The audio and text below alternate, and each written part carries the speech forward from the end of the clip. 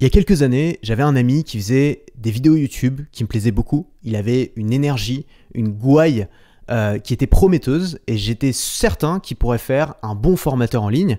Et du coup, je l'ai encouragé dans cette voie. Je lui ai dit, vas-y, fonce, tu peux y arriver, tu peux gagner ta vie sur Internet.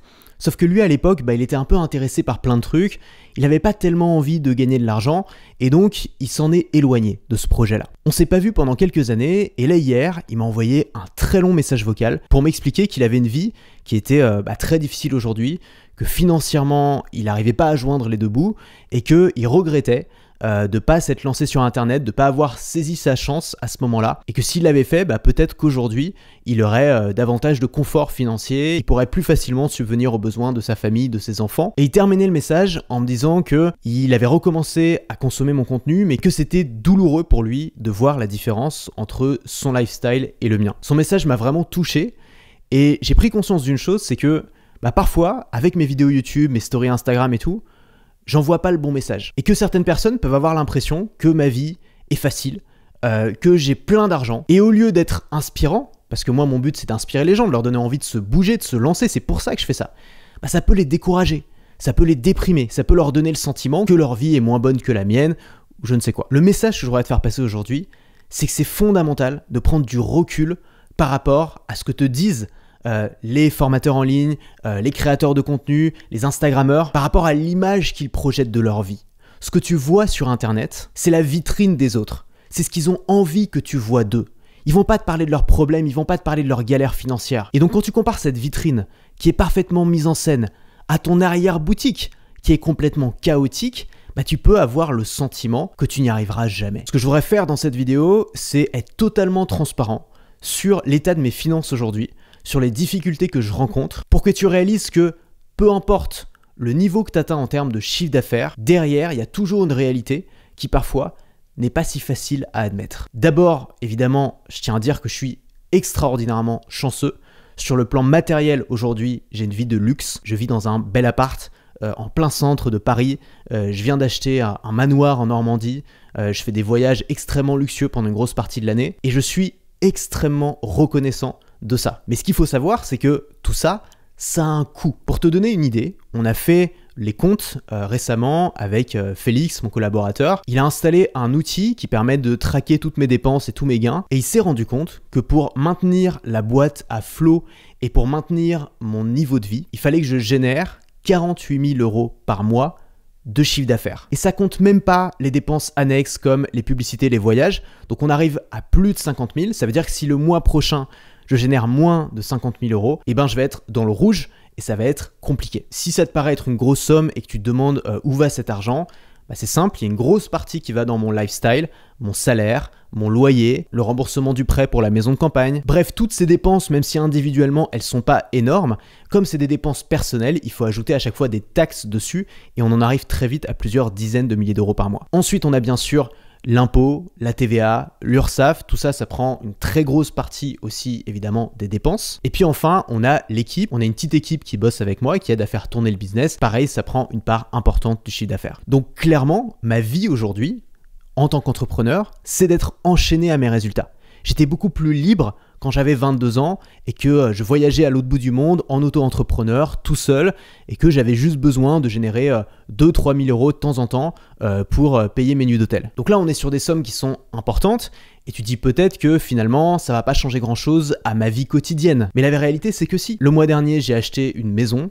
Évidemment, il y a beaucoup de frais, il y avait un apport qui était très important, il fallait meubler la maison. J'ai pas fait un excellent mois de chiffre d'affaires et donc je me suis retrouvé dans une situation tellement tendue qu'on a eu une dispute de couple à la maison parce que j'ai acheté un coussin de méditation à 40 € sur Amazon. Autant te dire que les voyages en business, tout ça, en ce moment, c'est niette. Ce coussin de méditation a été tellement problématique que j'ai dû le renvoyer. Là, je médite sur une chaise en bois. Donc je préfère le prendre avec le sourire, mais parfois, jour après jour, quand tu passes d'un mode de vie très fastueux à un mode de vie où tu te prives de beaucoup, voilà.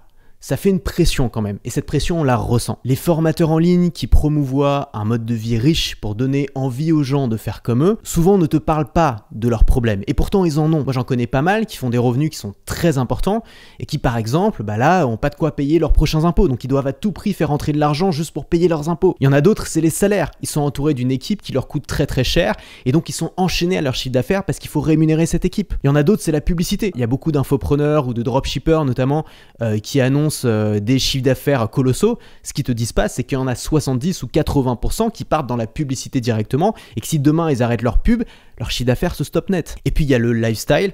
Quand tu as des infopreneurs qui te montrent des belles villas, des yachts et tout ça, ça a un coût. J'en connais même qui vont louer une super villa juste pour une nuit, faire un maximum de vidéos à l'intérieur et ensuite retourner dans un condo à 1000 € par mois à Bangkok. Donc on est vraiment dans une mise en scène. Finalement, je connais pas mal d'entrepreneurs aujourd'hui qui gagnent beaucoup d'argent, mais finalement, j'en connais très peu parmi eux qui sont dans un vrai confort financier, c'est-à-dire qu'ils gagnent largement de quoi ils ont besoin pour vivre et pour entretenir l'entreprise. La plupart du temps, ils sont dans une situation un peu hybride où il y a des mois où ils sont confortables et puis il y a des mois où ils sont ric-rac, ils doivent rattraper ça, ils doivent travailler plus dur et ils sont sous pression constamment. Donc bien sûr que c'est quand même des histoires qui sont inspirantes et il n'y a rien de mal à montrer aux gens qu'on a réussi, à montrer aux gens nos projets, ça inspire des gens, ça donne envie aux gens de se lancer à leur tour et c'est positif. Mais si à cause de ça, il y a des gens qui se sentent mal, qui ont l'impression qu'ils vont jamais y arriver, il y a un problème. Pour te dire toute la vérité, l'année dernière, j'ai fait 1 million € de chiffre d'affaires. J'en ai beaucoup fait la promotion parce que c'était un objectif que je m'étais fixé publiquement, que j'ai travaillé très dur toute l'année pour l'atteindre. Cette année, j'ai eu d'autres objectifs secondaires. Je m'en suis un petit peu éloigné. Je vais pas le faire le million, je vais pas me retrouver en galère, mais on peut avoir des revenus comme ça en dents de scie, faire une très bonne année parce qu'on est concentré, parce qu'on est focus ou parce qu'on a de la chance, et puis l'année suivante faire une année moins bonne, et puis on se pose des questions, et du coup c'est stimulant et ça nous relance. Ça fait partie du jeu. Est-ce que ça m'empêche de dormir la nuit ? Non, d'abord parce que quoi qu'il arrive, je suis sorti de la précarité depuis longtemps et le plus douloureux, je pense que ça reste la précarité, c'est-à-dire pas savoir ce qu'on va manger le lendemain, pas savoir comment on va payer le loyer. Et ça, c'est évidemment une situation qui est compliquée et l'entrepreneuriat en ligne peut nous en sortir et peut nous donner aussi la confiance qu'on en est capable et qu'on est capable de gagner de l'argent par soi-même et ça, c'est très important. Il y a aussi une chose importante, c'est que je m'identifie pas par mon business, c'est-à-dire que j'ai d'autres choses dans ma vie qui sont importantes, voire plus importantes que mon business. Et aujourd'hui, même si j'ai une vie qui est très luxueuse, le plus gros de mon plaisir, je trouve dans des choses simples comme me balader dans la rue, faire des randonnées ou partir en voyage, même si c'est un voyage pas cher. Et puis la troisième raison, c'est que moi j'ai signé pour ça. C'est-à-dire que j'ai signé pour avoir une vie intéressante. J'ai pas signé pour avoir une vie plan-plan, j'ai pas signé pour avoir une vie pépère. J'ai pas envie de mourir avec des millions sur mon compte, ça m'intéresse pas. J'ai envie de kiffer. Ça veut pas dire que je vais aller tous les soirs en boîte de nuit, prendre un carré VIP et acheter, j'en sais rien, des bouteilles de vodka à 300 balles. Mais ça veut dire que si je peux m'autoriser pendant ma vingtaine à vivre des expériences magiques dans des hôtels extraordinaires ou à m'acheter une grande maison pour organiser des événements pour inviter mes amis, mais je serais idiot de pas le faire. Même si ça a un coût, même si ça implique des responsabilités, voire une pression financière, ce coût, je suis prêt à le payer parce que j'ai envie de vivre cette vie-là tant que je le peux. Donc est-ce que ça m'empêche de dormir ? Non. Maintenant, est-ce que ça me préoccupe ? Oui, l'argent a toujours été une préoccupation dans ma vie. Quand j'étais étudiant et que j'en avais pas et que je comptais les rares fois où je pouvais manger dehors, c'était évidemment une source de préoccupation. Et aujourd'hui, avec mes obligations de chiffre d'affaires, c'est toujours une source de préoccupation. Mais c'est aussi une préoccupation qui peut être stimulante, qui peut me donner des idées, qui peut me donner envie de mettre en place de nouvelles stratégies.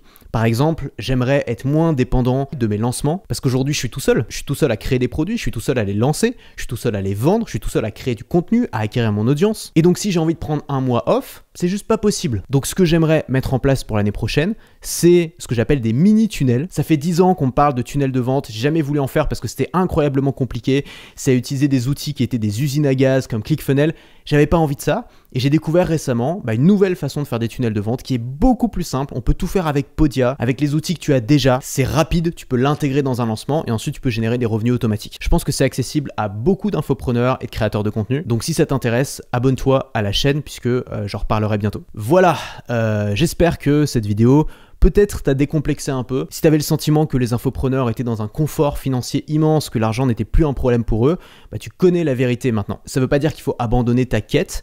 Si aujourd'hui t'as envie de construire ton business, de gagner ta vie sur internet, moi c'est le meilleur truc qui me soit arrivé et je pourrais jamais ne pas le recommander aux gens que ça intéresse. Mais simplement, la prochaine fois que tu verras un entrepreneur faire du flex sur Instagram, tu sauras que la réalité est probablement légèrement différente. Je te souhaite une excellente journée et à la prochaine.